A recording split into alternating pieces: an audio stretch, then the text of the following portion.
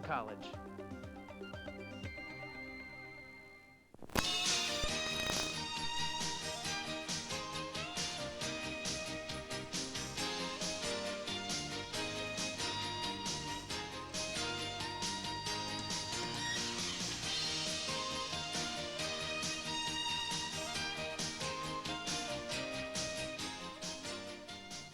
Community News and Views is brought to you through the support of JVL Net by Electrolarm, your local internet service provider.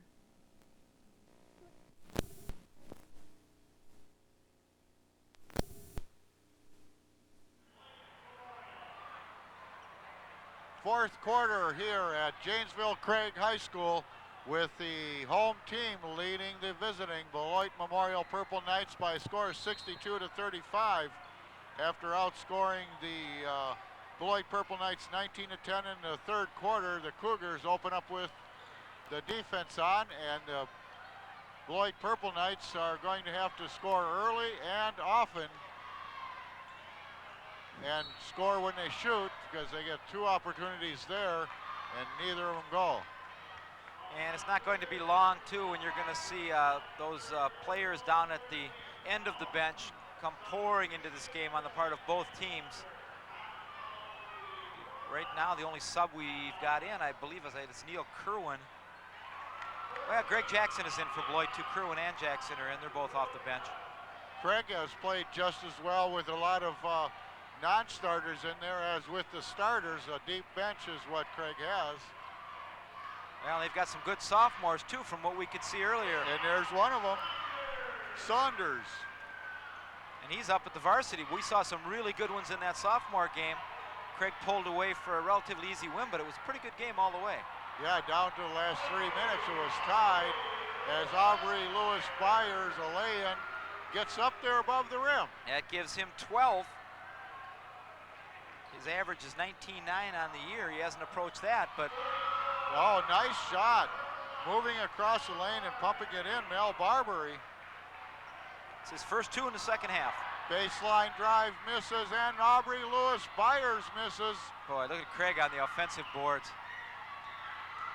And back come the Purple Knights. An air ball. They do get the rebound, and there's going to be a pushing foul in there as number 44, Mel Barbary, goes up for the shot. Well, Beloit has missed about 5 consecutive field goals out of the paint, and you're not going to get anywhere doing that. No. And they're, you know, a bit intimidated in there too with Latka and Byers underneath. They, boy, every time they turn around, they've got one of those big guys looking down at them. Latka doing a lot of the baseline and post-up work. Yeah, they took him out for a needed rest here as Barbary gets first. We may see some more athleticism from Aubrey Lewis-Byers. That was a really nice move he made, got above the rim on that last basket.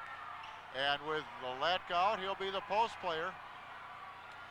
Troy Angus has checked in for the Cougars now, and Matt Beam also in there. Nice play. Byers feeds it outside for the three-pointer, but that didn't go, and that was Neil Kerwin. So right now, the only starter in the game for the Cougars is, let's see, we got Byers. Byers, yeah, that's it. Beloit moving the ball nicely inside, but the defense is not giving them a score. Craig Cougars all over wherever the ball is. So they're going to take it from the free throw line. Another miss. Aubrey Lewis-Byers with the rebound. Oh. On the other end, blocked. Then he got it himself. That's Barbary. Barbary, nice block. Probably one of the nicest ones of the game as he goes up and doesn't score. Rebound, Troy Angus. Everyone's getting a play tonight for the Janesville team. Yeah. Yeah, Barbary didn't get much help there. Maybe that's a kind of a sign of the night. And here come all the Purple Knights checking in now, all the reserves. Barbary made the block, picked up his own block, led the fast break, and shot it. I mean, I don't think you're going to do that by yourself. You really had no Knights coming down to fill for him and fill the lanes in order to make the easier shot. Craig Cougars on offense. Sanders getting tied up inside, and they're going to call a tie-up, possession arrow to the Cougars. Dan Cruz is in for the Knights now, along with a host of other bench personnel. So I think at this point, Lewis is the only starter on the floor. After a couple of head fakes, Bem puts it up for three, doesn't go. Back come the Purple Knights, nice runner and nice defense. Sanders gets down there and altered number 44, Mel Barbary's shot. Mel Barbary was just coasting in there. He's going to commit the foul or take the foul, but he got down there awful quick. Well, this sophomore is only listed at 5'10", but I'll tell you, he got up and got a real piece of that ball. We also saw some doggone good sportsmanship by Barbary, who protected Saunders from hitting the floor hard, too, so that's good to see. I know I had a chance to listen to Al Fagerly's commentary on the radio this morning as far as the lack of sportsmanship in some of the sports recently, particularly by parents. And we've seen nothing but good sportsmanship tonight in this competitive game. That's good to see. Yeah, it is. It sure is. Another thing in the Janesville Gazette, one of our sponsors, by the way, they had, Dave Wedewald had an article that Milwaukee Vincent has an open date next year, and he was encouraging Bob Suter to fill that with his Craig Cougars. Milwaukee Vincent presently in third in the state, so some good advice. That'd be great. You know, Patrick, I was either going to say either that or the Parker girls. Yeah. They might be able to handle the action too, huh? What do you think? Boy, you never know. Other than the height factor, you never know. Yeah. Yeah, it's just really neat to be represented, and of course the Craig girls and the Parker boys too doing an outstanding job and just playing real competitively all year, not with the same records as their counterparts, but boy, they sure don't hustle any less. They're fun to watch as well. Another team really making a move this year, the Craig Cougar girls team. Well, they had that big win over Beloit, and that was real big. And there's our buddy, Steve Ferger, in the background in his purple sweater. Kind of faded though, Steve. He's got to be, you know, Purple Knight's got to be a sharp purple. It's kind of a little faded, but he's kind of a faded guy. Actually, it was sharp when he got here, but after seeing this game.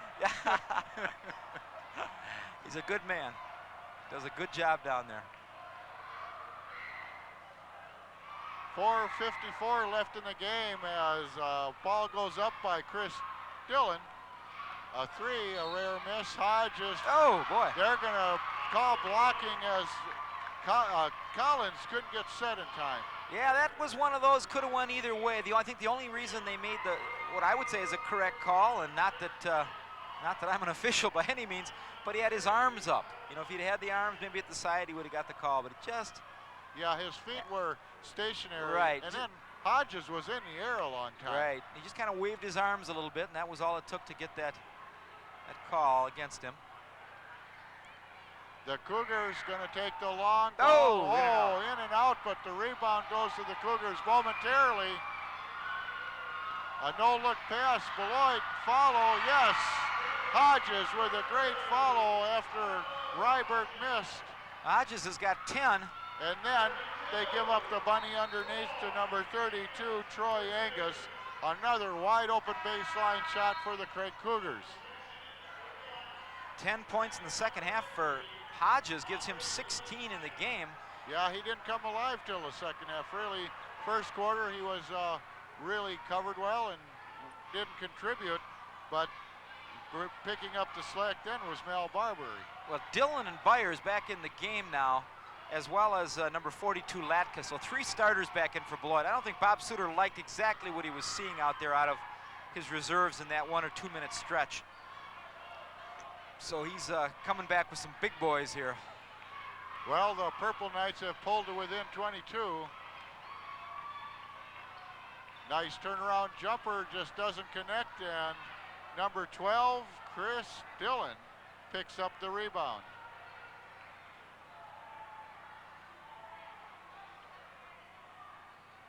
Boy, good skip pass across the top. Oh.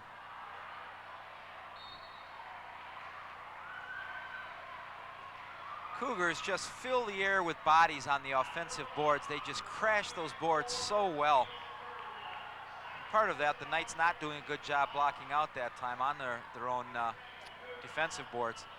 Yeah, I think the Knights early on, when Dillon made all those three-pointers, started to come out a little bit, and then since then, Craig has had free run of the baseline. They got to collapse back a little bit. And you hit it right on the money. You know, Dillon comes out and hit 5 threes in a row, and that'll tend to draw a team out from underneath, and they were able to beat him to the baseline a number of times. Yeah, Latka has had free reign under the basket all night.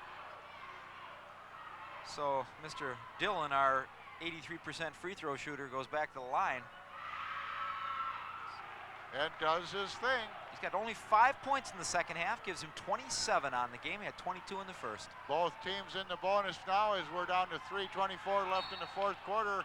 Fight for the ball, and I think they'll call a tie-up, which would put it in the Purple Knights' hands, yes. And I think that was one of those where you blow the whistle to avoid an injury because the ball was still free, but don't want to get anybody hurt in a scramble, and the game's over like this. Nice cross-court pass into Hodges.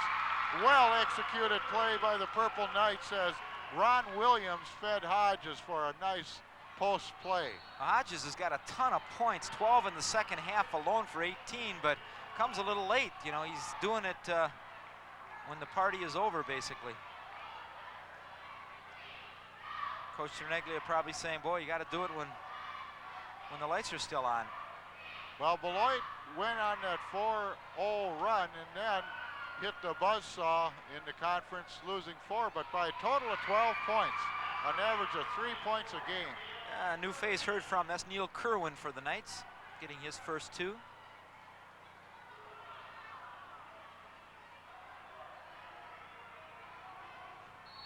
Well, that was a nice entry pass, and if it would not have been a foul, it probably would have been a buck at that time by Latka.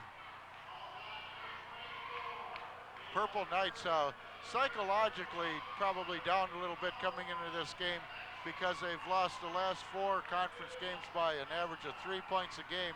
Last week, 2 3-pointers in the last minute. They lose by 3. Yeah, those are that tough. just takes the air out of you. Yeah, it gets very disappointing. It's like one of those you probably go home on the bus going, what do we got to do? Yeah. Latka 1 out of 2 from the free throw line, but gets the rebound on the miss, so Dillon for 3.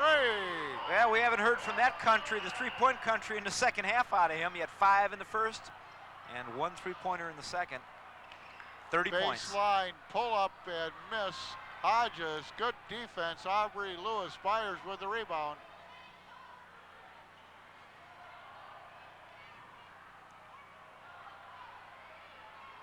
Came out to cover Dillon, so he goes inside. And there's an example of what Craig has. Dillon outside, you collapse on him, he'll go to Aubrey Lewis-Byers inside. 14 for Byers. 2 points is what happens. Not quite the same high-scoring game as it was down in Beloit, but the margin just about the same. There's Hodges, who's just loading up here. Man, if he could have got something going in the first half, they might have been in the game. Yeah, they were covering him a lot better in the first half, yeah. though.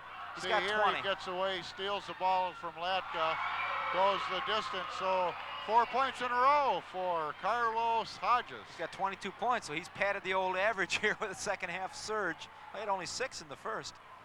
Aubrey Lewis-Byers, a high pass by Dillon, he couldn't handle it, so hey, why not give it to Latka? He can score, and does. Yeah, if you don't have the horse to carry the mail in there like Latka and Lewis-Byers, you're in trouble. Beloit just can't match up underneath with them. They're just too big, too physical, and too good.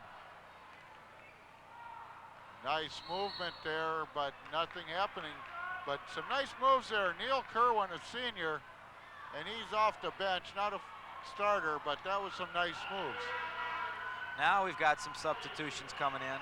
Jerome back in for Janesville Craig. Let's see, Dave Geiger back in.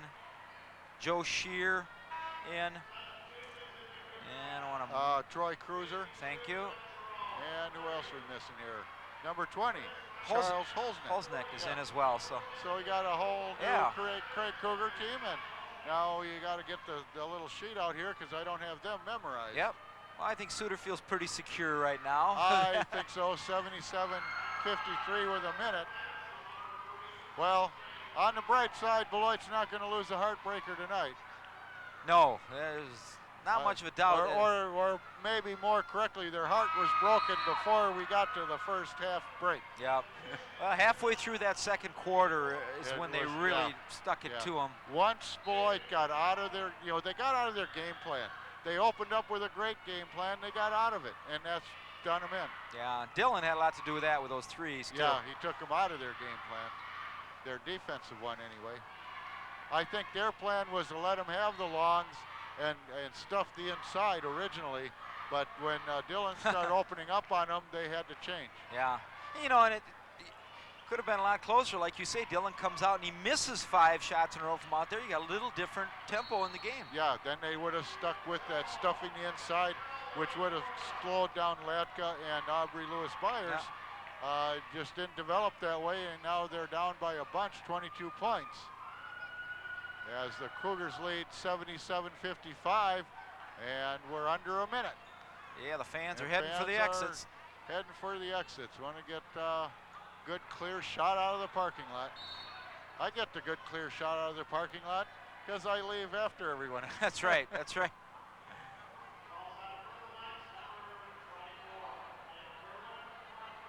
There's the foul Beloit coaching staff on your screen, and the players a little dejected. Don't blame them. But this is a quality Craig Cougar team, 4th in the state. Yeah, it is that, and it's going to be interesting to see in that second season, that tournament, what they can do, because this is a team that there doesn't seem to be a lot of drop-off. They've got a very, very deep bench. And boy, it comes tournament time, and that's going to really pay dividends for Bob Suter. We just about had young Mr. Hodges in our lap here. Could have asked him a quick question. Yeah, He's right in our could have got an interview right there. Hey.